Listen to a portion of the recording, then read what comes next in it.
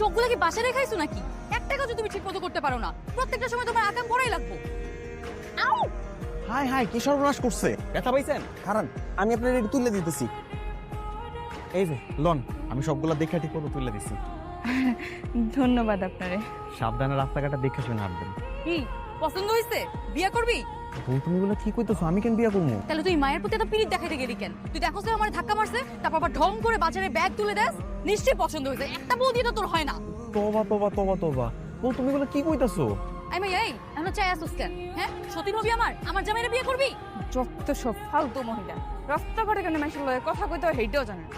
এই এই সতীনের বাচ্চা কি বলি তুই? দাঁড়া দাঁড়া। এই বউ, রাস্তাঘাটে মানুষে কি এরকম আচরণ করে?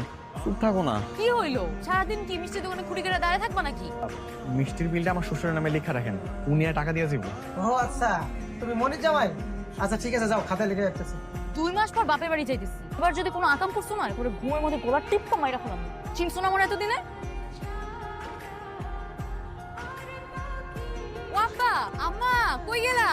আরে বলি মা, কতদিন পরে আসি রে মা আমার। সাথে সাথে কি আর আসি না আম্মা? তুমি তো জানোই ঘরের মধ্যে কত কাজ থাকে, আর সব কাজ আমার একা করা লাগে। এই যে তোমার জামাইরে দেখতেছো না, ভাদা ইম্মা একটা দাঁড়ায় আছে। কি হলো দাঁড়ায় আছো কেন? মিষ্টিগুলো দাও ভাবি রাতে।